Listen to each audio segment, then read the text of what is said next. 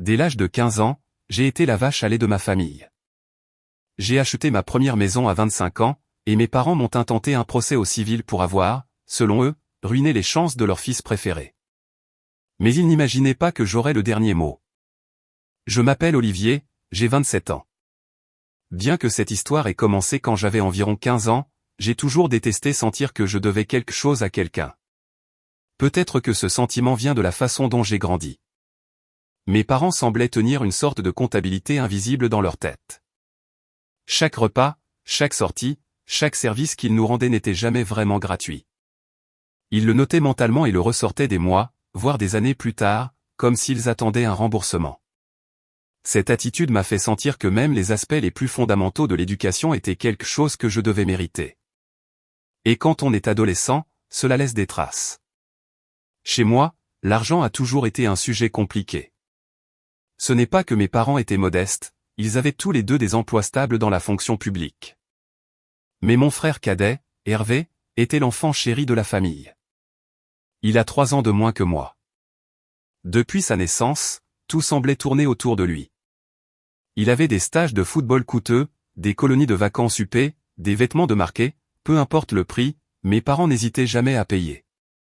Avec moi, en revanche, les choses étaient différentes.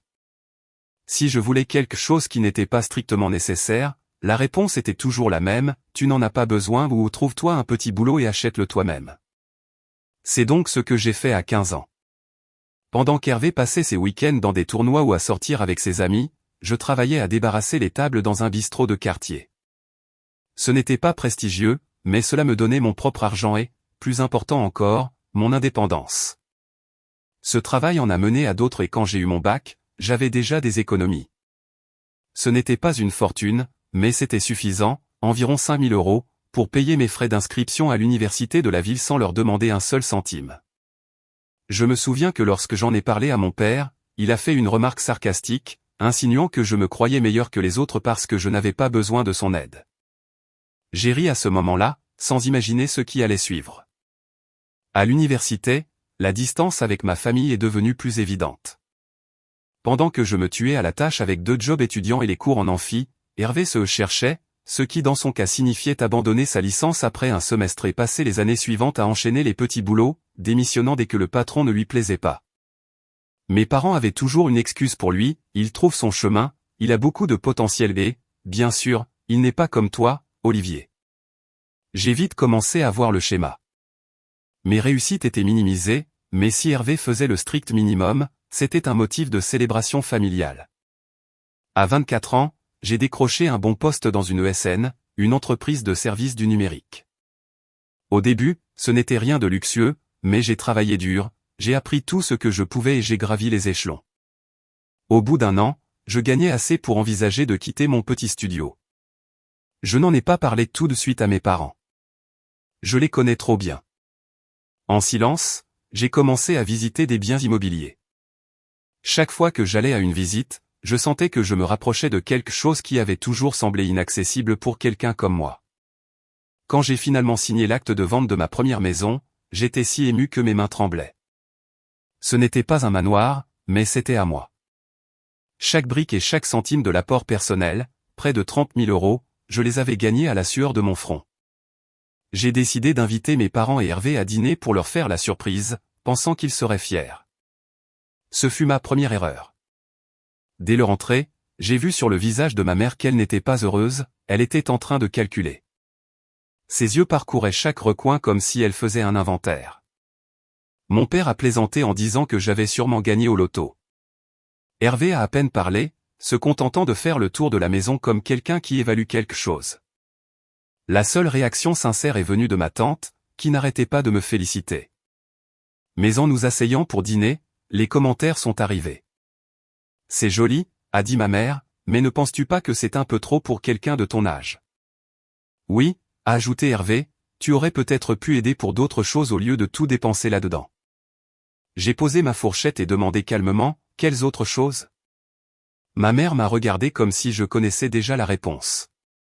Ton frère pense à reprendre ses études dans une école privée, mais tu sais combien c'est cher. Nous pensions que, maintenant que tu as cette maison, tu pourrais contribuer un peu pour qu'il puisse commencer.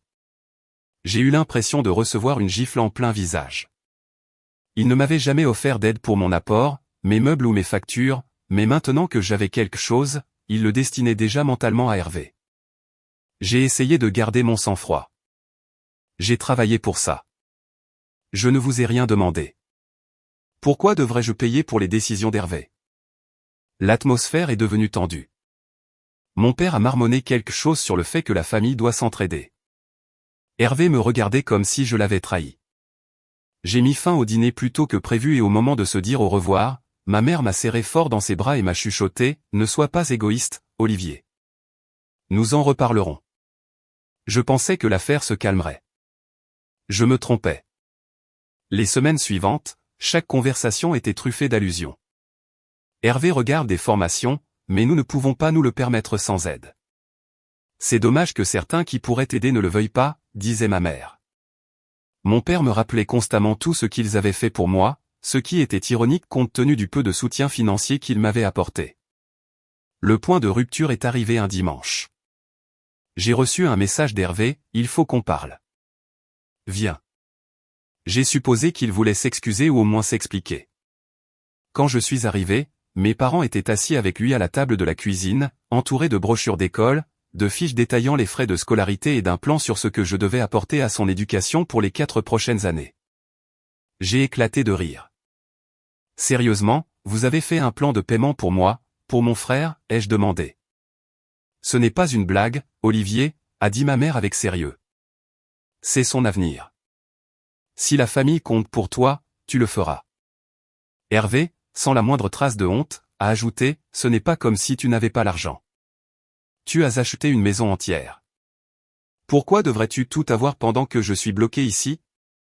Ce jour-là, quelque chose s'est brisé en moi. Je me suis levé, je leur ai dit que je ne donnerais pas un centime et je suis parti. Je croyais qu'ils seraient en colère pendant un certain temps et que ça passerait, mais je n'imaginais pas ce qu'ils feraient ensuite. 2 semaines plus tard, j'ai reçu une lettre d'un avocat. En la lisant, mes mains se sont mises à trembler, mais pas d'émotion, de rage. J'ai dû la relire une 12aine de fois avant de l'assimiler. Mes propres parents m'assignaient en justice. L'accusation, un prétendu manquement à l'obligation familiale de soutien, présentant mon refus de payer ses 2e frais de scolarité universitaire comme si je lui prenais son propre argent. Il demandait un arrangement financier, curieusement pour un montant très similaire au total des frais qu'il m'avait montré dans la cuisine, soit 32 000 €. Il mentionnait même de supposer dommages et intérêts pour préjudice moral qu'Hervé aurait subi parce que j'avais étalé ma réussite. Je me souviens être resté assis à la table de la salle à manger avec une tasse de café déjà froide entre les mains, me demandant comment il était possible qu'il soit prêt à aller aussi loin. Je me répétais sans cesse, ça ne peut pas être réel. Ils n'oseront sûrement pas le faire. Mais ils l'ont fait. En quelques jours, ma mère a commencé à m'appeler quotidiennement. Parfois, son ton était chargé de culpabilité, d'autres fois de colère. Un jour, elle me disait, « Olivier, tu es en train de détruire cette famille. Vraiment, est-ce que ça vaut la peine de tout perdre pour un peu de générosité ?» Le lendemain, elle changeait de discours, « Ton frère est anéanti. Il sent que tu veux le voir échouer. » Dans certains appels, elle pleurait même en silence pendant des minutes, sans dire un mot, cherchant à me faire sentir responsable de sa douleur. Pendant ce temps, Hervé intensifiait son attitude de victime. Il publiait des messages à peine voilés sur les réseaux sociaux, des phrases comme « certaines personnes ne pensent qu'à elles-mêmes », quitte à ruiner la vie des autres, accompagnées de phrases inspirantes sur la loyauté familiale. Ses amis et une partie de la famille, sans connaître toute l'histoire, commentaient « c'est si injuste, je suis désolé que tu traverses ça ». Il semblait apprécier cette petite mise en scène d'apitoiement sur soi. Il n'a pas fallu longtemps pour que je remarque comment mes parents déformaient l'histoire auprès d'autres parents. À l'anniversaire d'une cousine, ma tante m'a dit en privé, « J'aimerais que toi et Hervé puissiez arranger les choses. Depuis que tu as acheté cette maison, il ne relève pas la tête. » Je suis resté perplexe et je lui ai demandé ce qu'elle voulait dire. Elle a répondu que mes parents lui avaient raconté que j'avais refusé d'aider mon frère malgré tout l'argent que j'avais gagné. Ils n'ont pas mentionné que j'étais indépendant depuis mon adolescence ni qu'Hervé avait gâché des opportunités à maintes reprises. J'ai commencé à redouter chaque réunion de famille. Lors d'un déjeuner dominical chez ma grand-mère, j'ai entendu mon père dire à un voisin, Olivier est devenu trop arrogant et a oublié d'où il vient. J'ai essayé de l'ignorer, mais ce n'était pas facile. Non seulement ils me faisaient passer pour le méchant, mais ils effaçaient aussi tous mes efforts. Des années de travail, de sacrifices, d'heures supplémentaires, rien ne comptait. La seule chose qui semblait leur importer était que je ne me soumettais pas à leur volonté. Un soir, Hervé a débarqué chez moi sans prévenir. Il n'a même pas appelé, il a simplement sonné jusqu'à ce que j'ouvre. Il avait un air suffisant, comme s'il avait répété ce qu'il allait dire.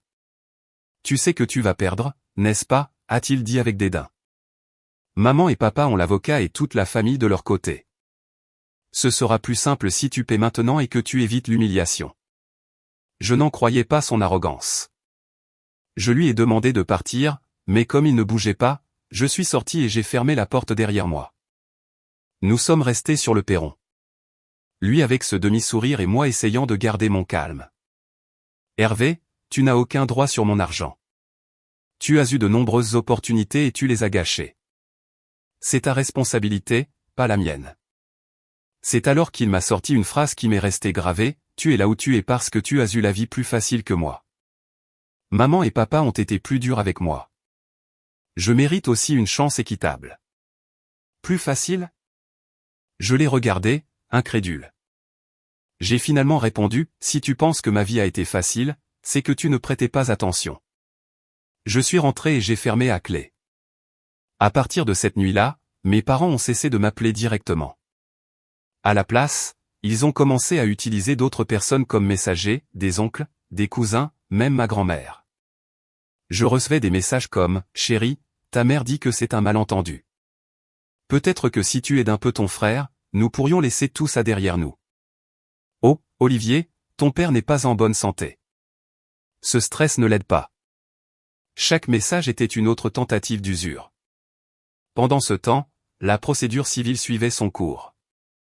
J'ai dû engager un avocat juste pour me défendre contre ma propre famille. Sur chaque document, leur nom était là, mes parents et Hervé. Peu importait l'absurdité de la situation ou ma certitude de gagner, le poids émotionnel était énorme. La nuit, je restais éveillé à penser comment les mêmes personnes qui devraient me protéger en étaient arrivées là. Et c'est alors que j'ai compris qu'ils ne voulaient pas seulement de l'argent, ils cherchaient quelque chose de bien plus grand. La révélation est venue avec un message vocal de mon agent immobilier. Elle semblait inquiète et m'a dit qu'elle avait reçu une étrange demande concernant ma maison. On lui demandait si elle était disponible à la vente ou à la location parce que le propriétaire actuel pourrait ne pas y rester longtemps. Elle ne m'a pas donné de nom, mais je n'en avais pas besoin.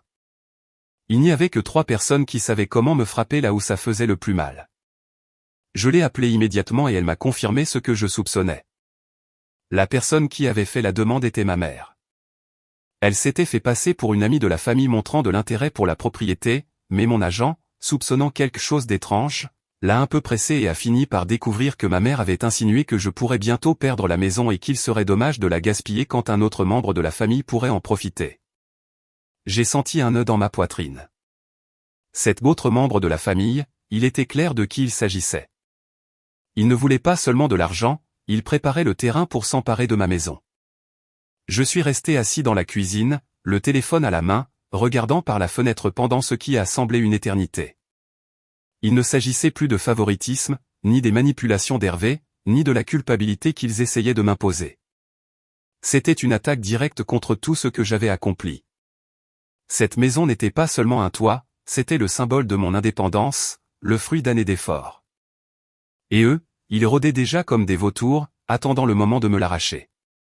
Plus j'y pensais, plus je le voyais clairement. Je me suis souvenu du premier dîner que je leur avais offert chez moi, de la façon dont ma mère observait chaque recoin, de ce commentaire sur le fait que c'était trop pour quelqu'un de mon âge, des moqueries d'Hervé sur le fait de tout avoir pendant qu'il restait coincé dans sa situation. Tout pointait vers cela. La poursuite ne concernait pas seulement les frais de scolarité. S'il parvenait à me dépeindre comme quelqu'un qui avait injustement privé Hervé, il pourrait chercher à obtenir un avantage juridique sur mes biens, y compris ma maison. Et c'est là que le vrai coup est tombé. J'ai reçu un courriel de mon avocat avec une copie d'une nouvelle conclusion déposée au dossier. Ils y affirmaient qu'une partie des raisons pour lesquelles ils exigeaient une compensation était que mon logement actuel avait été acquis avec des fonds qui, selon eux, auraient dû être alloués au soutien de l'éducation et du développement professionnel du demandeur. En d'autres termes, ils essayaient de faire valoir que ma maison était une preuve de mon égoïsme et d'une prétendue mauvaise gestion des ressources. Ce n'était plus des insinuations, ils le mettaient maintenant par écrit dans un document légal. Ce même soir, j'ai appelé ma mère. Je n'avais pas préparé de discours, j'avais juste besoin d'entendre sa voix et de comprendre comment elle pouvait justifier une telle chose. Elle a répondu après quelques sonneries avec une voix faussement douce, comme si de rien n'était. « Olivier, je disais justement à ta tante à quel point je suis fier de toi. »« Ça suffit, maman, » ai-je répondu, la voix tremblante. « Pourquoi as-tu appelé mon agent immobilier ?» Il y a eu une brève pause. Puis elle a soupiré, sans hésiter, je prenais juste soin de la famille. Si les choses ne se passent pas comme tu l'espères au tribunal, il vaudrait mieux que la maison reste entre les mains de quelqu'un de la famille plutôt que des étrangers. Tu sais bien qu'Hervé en prendrait soin. J'ai senti ma mâchoire se crisper. Donc, tu prévois déjà que je perde ma maison avant même que le processus ne soit terminé. Tu as décidé que j'étais coupable. Ce n'est pas une question de culpabilité, Olivier. C'est une question de faire ce qui est juste pour ton frère. Il a tant souffert. Tant souffert, ai-je interrompu. On lui a donné toutes les opportunités possibles. Pendant que j'ai dû me débrouiller seul depuis l'adolescence, j'ai travaillé pour avoir cette maison. Vous ne m'avez jamais aidé une seule fois et maintenant vous prétendez me la prendre. Son ton est devenu plus sec. N'exagère pas. Tu ne serais pas là où tu es si ce n'était pas pour la façon dont nous t'avons élevé. Nous aussi, nous avons fait des sacrifices. C'est ta chance de donner quelque chose en retour. Donner quelque chose en retour ? Cette phrase m'a frappé de plein fouet. C'était la même qu'elle m'avait dite quand, à 16 ans, j'avais refusé de donner la moitié de mon salaire pour couvrir les frais de la maison pendant qu'Hervé dépensait son argent de poche en jeux vidéo. La même qu'elle a utilisée quand j'ai refusé de me porter garant pour un prêt auto pour lui à 21 ans. Pour elle, mes réussites n'étaient pas les miennes, mais une dette qu'elle pouvait recouvrer quand elle le voulait. J'ai raccroché sans rien dire de plus. Mes mains tremblaient tellement que j'ai failli laisser tomber le téléphone. Ce n'était plus seulement de la colère, c'était quelque chose de plus profond, un mélange de trahison et de lucidité, car à ce moment-là, j'ai compris qu'il n'allait jamais s'arrêter. Peu importait combien j'expliquerais ou prouverais que j'avais construit ma vie sans leur aide. Pour eux, les échecs d'Hervé étaient ma responsabilité et tout ce que j'avais était à leur portée. La seule justice qu'ils reconnaissaient était celle où Hervé sortirait gagnant, même s'il devait me détruire complètement pour y parvenir. La semaine suivante, les choses ont empiré. Un ami commun m'a raconté qu'Hervé s'était vanté auprès de ses amis que la maison serait bientôt à lui. L'un d'eux lui a demandé si je la vendais et il a répondu avec un sourire, pas exactement. Disons que maman et papa s'en occupent. Cela a brisé quelque chose en moi. Cela faisait des années que je tolérais des commentaires blessants, que je les laissais mépriser mes réussites pour ne pas créer de conflit. Mais maintenant, ils essayaient de m'arracher la seule chose qui représentait toutes ces années d'efforts, les nuits blanches, les sacrifices que personne d'autre ne jugeait nécessaires pour un avenir que seul moi imaginais. C'est alors que j'ai pris une décision. S'ils voulaient la guerre, ils l'auraient, mais je ne jouerais pas à leur manière. Je m'assurerais que, lorsque je riposterais, ils regretteraient d'avoir pensé qu'ils pouvaient s'emparer de ce qui était à moi. Les semaines suivantes furent comme marcher sur des sables mouvants. Chaque jour apportait un nouveau coup, un autre rappel que ma propre famille était devenue mon ennemi. Mon avocat faisait de son mieux, mais chaque nouvelle pièce qu'ils envoyaient était comme un coup de poing à l'estomac. Le langage était froid, calculé, comme s'ils avaient effacé la figure du fils et m'avaient transformé en un adversaire anonyme à vaincre devant le tribunal. J'ai arrêté de bien dormir. Il y avait des nuits où je restais à regarder le plafond pendant des heures, l'esprit piégé dans des pensées qui tournaient en boucle. Et s'il gagnait ? Et s'il me prenait la maison ? Où irais-je ? Que me resterait-il ? Mon foyer avait toujours été mon refuge, le seul endroit où je pouvais fermer la porte et être sûr que personne ne viendrait m'imposer sa volonté. Maintenant, même assis dans mon salon, je sentais que les murs n'étaient plus à moi. Mon travail a commencé à en pâtir. Je me suis surpris à divaguer lors de réunions ou à retarder des livrables parce que j'étais enseveli sous la paperasse juridique. Mon chef de service, bien que compréhensif quand je lui ai expliqué qu'il s'agissait d'une affaire de famille, a clairement indiqué que sa patience ne serait pas éternelle. Je m'étais forgé une réputation de fiabilité, capable de relever n'importe quel défi, et maintenant je voyais cette image se fissurer. Le pire fut la solitude. Mes parents avaient si bien manipulé l'histoire qu'une grande partie de la famille élargie me croyait cruelle. Les invitations aux anniversaires, dîners et réunions informelles ont commencé à disparaître. Je voyais des photos sur les réseaux sociaux, de grands sourires avec des légendes comme la famille d'abord, et au centre, toujours Hervé avec mes parents à ses côtés. Mon nom n'était même pas mentionné. Un soir, j'ai ouvert le réfrigérateur et j'ai réalisé que je n'avais pas fait de courses décentes depuis des semaines. Je survivais avec des plats à emporter ou des choses rapides de l'épicerie du coin parce que je n'avais pas l'énergie pour plus. Face à une boîte d'œufs et une demi-bouteille de jus d'orange, j'ai ressenti une vague de désespoir. Ce n'était plus seulement le procès, c'était la certitude que, quoi que je fasse, je serais toujours un étranger dans ma propre famille. Mais à ce moment sombre, quelque chose s'est allumé en moi. Je me suis souvenu de mes 15 ans, travaillant dans ce bistrot les vendredis soirs avec les mains gercées à force de faire la plonge, sachant qu'un double service m'attendait le lendemain. Je l'avais fait pendant des années sans filet de sécurité, sans applaudissements, avançant seul parce que je refusais d'abandonner quand il était plus facile de tout laisser tomber. Alors j'ai décidé que je ne les laisserais pas tout m'arracher. J'ai arrêté de répondre aux appels. J'ai demandé à mon avocat de gérer toute communication, aussi insignifiante soit-elle, pour ne pas entendre leur voix ni lire leurs messages manipulateurs. J'ai examiné mes finances en silence, m'assurant que chaque actif était protégé et chaque compte sécurisé. J'ai demandé une analyse de mon dossier à la Banque de France pour détecter tout mouvement étrange. J'ai même installé un système de sécurité chez moi, au cas où Hervé aurait l'idée de se présenter sans préavis. En public, je gardais mon calme. Si quelqu'un me demandait comment j'allais, je répondais, je gère, et je changeais de sujet. Mais en privé, j'élaborais un plan. J'ai compris que si je les affrontais de front, ils continueraient simplement à déformer l'histoire pour me faire passer pour l'agresseur. Je devais être plus malin. Je devais les laisser creuser leur propre tombe et m'assurer qu'ils ne pourraient pas en sortir. La première étape était de rassembler des preuves, non seulement pour les présenter au tribunal, mais aussi pour moi, des preuves de chaque appel manipulateur, de chaque commentaire empoisonné, de chaque tentative de me discréditer. Si j'allais contre-attaquer, je voulais tout avoir documenté, noir sur blanc. Malgré tout, j'ai gardé un profil bas. De l'extérieur, on aurait dit qu'ils m'avaient réduit au silence.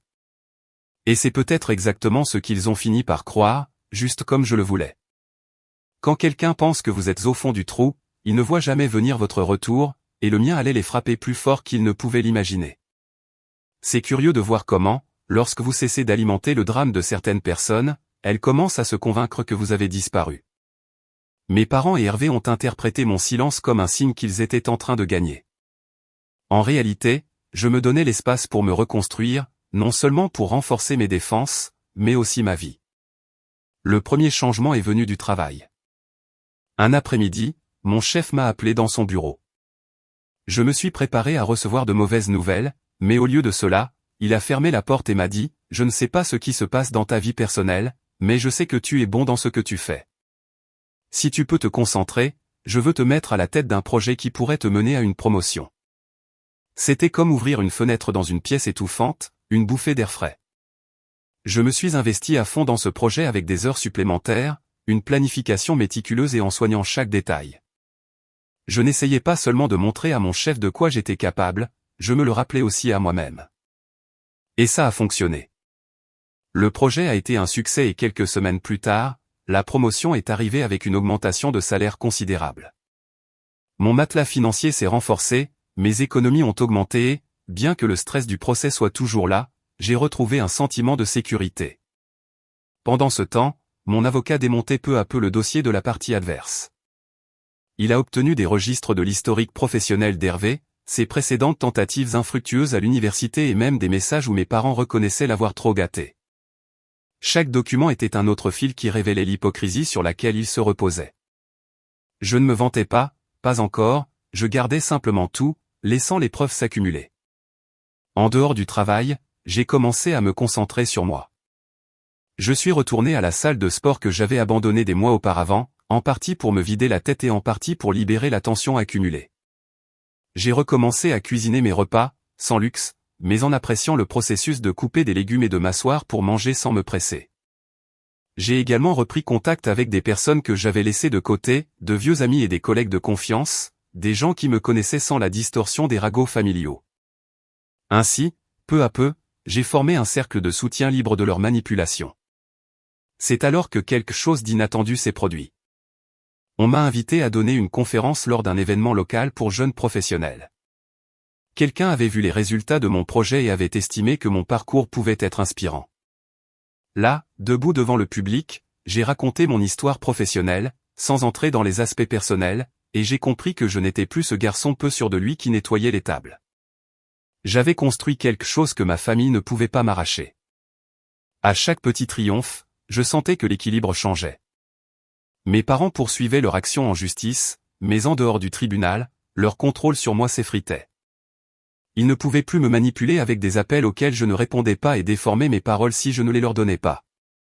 Toute communication passait par les avocats, ce qui signifiait qu'il n'y aurait pas d'embuscade à ma porte ni de rencontres fortuites lors des réunions de famille.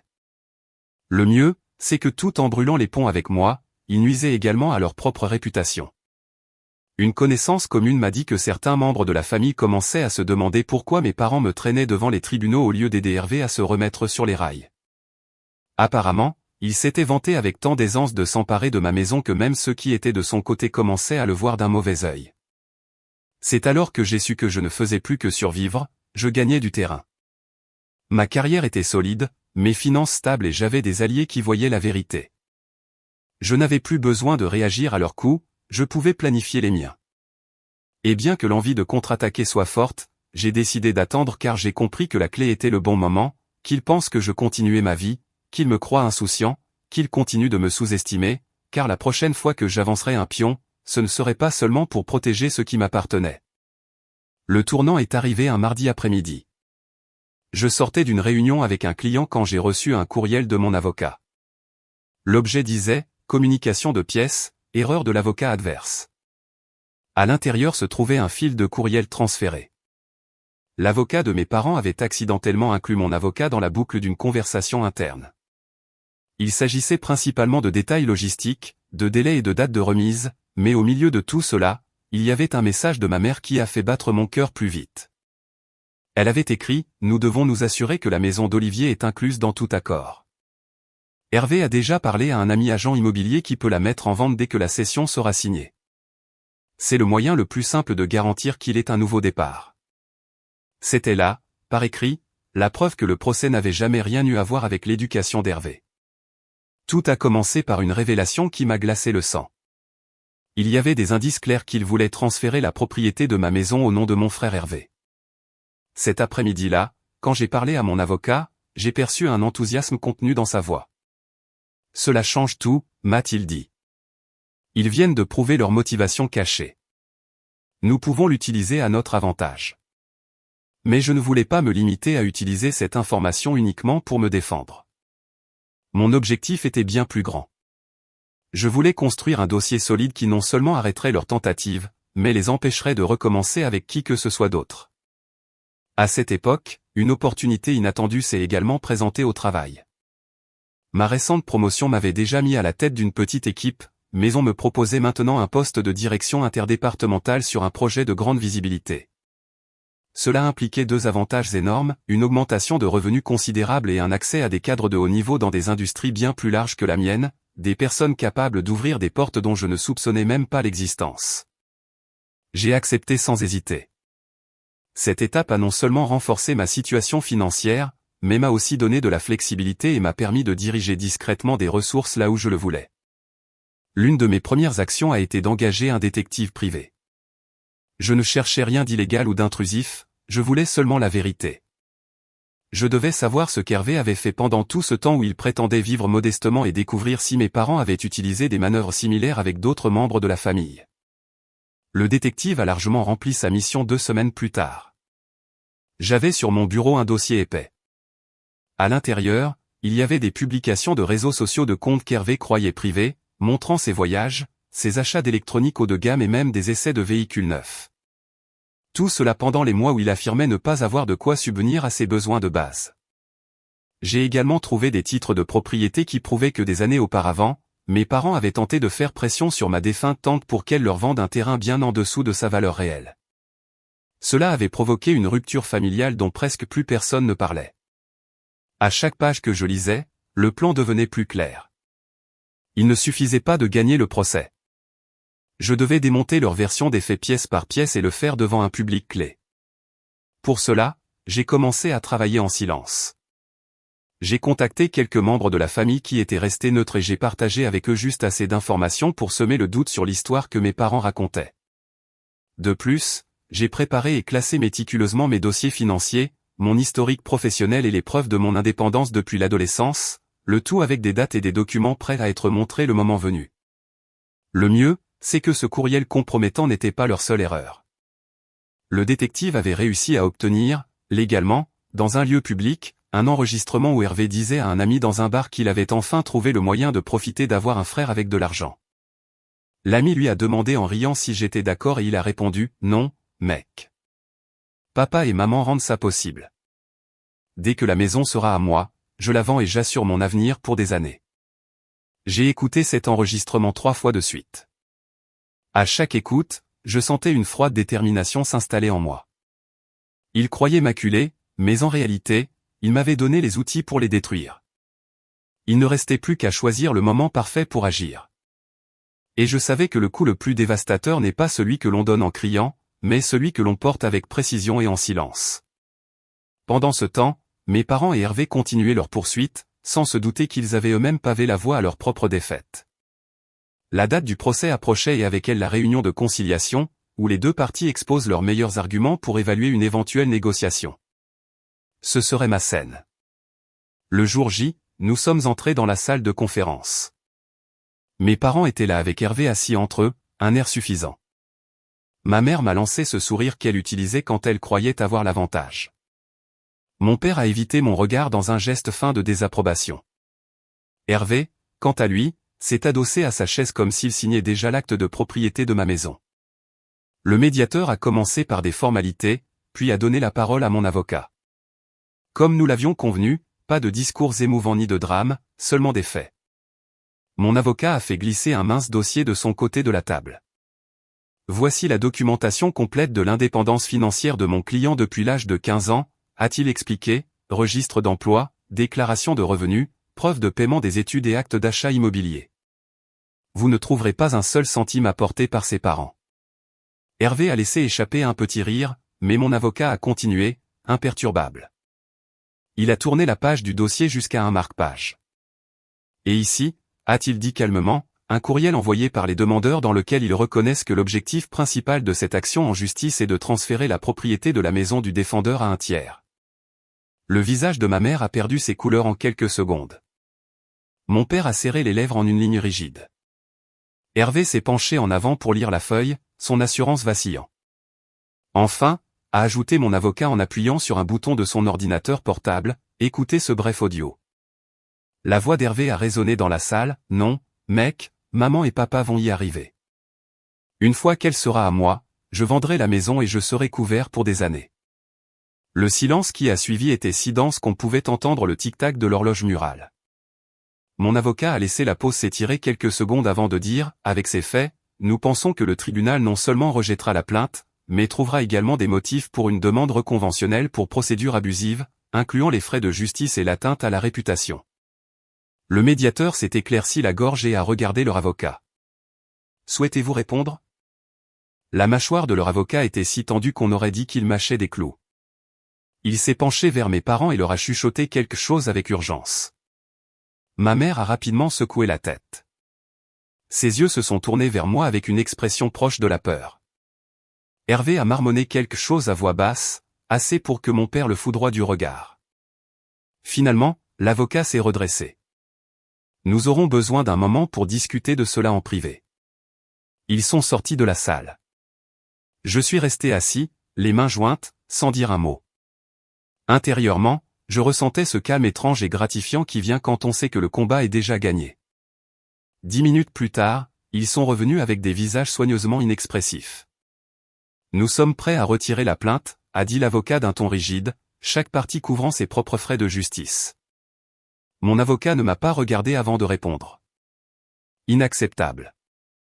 Nous avons des preuves claires d'intentions malveillantes et nous procéderons à la demande conventionnelle à moins de recevoir des excuses écrites, une rétractation publique de toutes les déclarations antérieures contre mon client et le remboursement total de ses frais de justice au titre de l'article 7 sens du Code de procédure civile. La tête d'Hervé s'est tournée brusquement vers mes parents. Nous n'allons pas.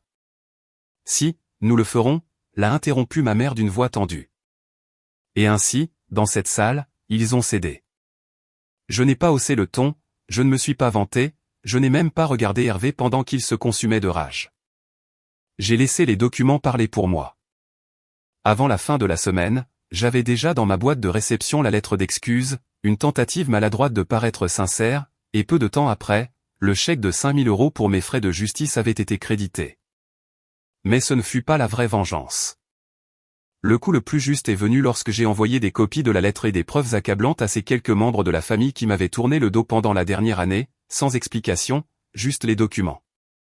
En quelques jours, les appels ont commencé à arriver, non pas de mes parents, mais de ces mêmes parents, essayant de briser la glace et montrant clairement qu'ils avaient misé sur le mauvais cheval. Je n'ai pas répondu à la plupart d'entre eux. J'ai compris que la vengeance ne consistait pas à les récupérer, mais à leur faire comprendre que je n'avais pas besoin d'eux et que leur tentative de me couler n'avait fait que me rendre plus fort. Les conséquences sont arrivées rapidement et ont été désastreuses, bien que pour la première fois, ce ne soit pas à moi de les affronter. La nouvelle s'est propagée dans la famille plus vite que je ne l'imaginais. Ma tante, celle qui avait été impressionnée par ma maison la première fois qu'elle l'avait vue, m'a appelé, entre indignation et surprise. Ils ont essayé de prendre la maison de leur propre fils. Elle ne fut pas la seule. Cousins, oncles et même ma grand-mère ont commencé à parler. Le groupe de discussion familiale sur WhatsApp, dont on m'avait retiré en silence des mois auparavant, est devenu un champ de bataille. Les captures d'écran de la lettre d'excuse ont commencé à circuler et chaque fois que quelqu'un essayait de défendre mes parents, un autre parent partageait une phrase du courriel ou l'enregistrement d'Hervé se vantant. Pour la première fois de ma vie, l'image impeccable que mes parents avaient construite s'est publiquement fissurée. Ils ont cessé d'assister aux réunions de famille, non par manque d'invitation, mais parce qu'ils ne supportaient pas les questions. Ma mère, qui avait toujours aimé être le centre de l'attention, a commencé à éviter les appels de ses propres frères et sœurs. Mon père, en revanche, est devenu plus silencieux et éteint, bien loin de cet homme sûr de lui et bruyant qui se moquait de mon indépendance. Et Hervé, c'est lui qui en a le plus souffert. Ses prétendus amis, ceux avec qui il se vantait de toucher de l'argent grâce à moi, ont commencé à s'éloigner. Sans la maison et sans l'accord, il n'avait rien à montrer pour les mois passés à rôder comme un requin. J'ai appris qu'il avait déménagé de la maison de mes parents pendant un certain temps, mais qu'il était revenu discrètement quand il s'est rendu compte qu'il ne pouvait pas payer de loyer ni de facture. Cette arrogance que je lui avais vue lors de la réunion de conciliation a disparu. Maintenant, quand nous nous croisons à un engagement familial inévitable, il me regarde à peine dans les yeux. Le chèque a couvert tous mes frais de justice, mais la lettre d'excuse, je l'ai gardée, non pas comme un trophée, mais comme un rappel que la vérité, tôt ou tard, fait tomber toutes les façades. Je n'ai pas cherché la réconciliation. Il n'y a pas eu de tentative d'effacer le passé pour feindre l'harmonie. J'ai continué à travailler, à élargir ma vie et à prendre soin de ceux qui comptent vraiment. Mon cercle proche est resté intact. Mon travail a continué de progresser et ma demeure, celle qu'ils ont essayé de m'arracher, reste uniquement la mienne. Parfois, en regardant l'entrée de ma maison au crépuscule, je pense à tout ce qu'ils ont voulu me prendre et comment, sans le vouloir, ils m'ont donné quelque chose de plus précieux, la certitude qu'ils n'ont plus aucun pouvoir sur moi. Ils n'ont pas besoin de ma voix pour le savoir. Cette histoire vous a plu? Laissez un commentaire et abonnez-vous pour soutenir la chaîne. D'autres histoires arrivent bientôt.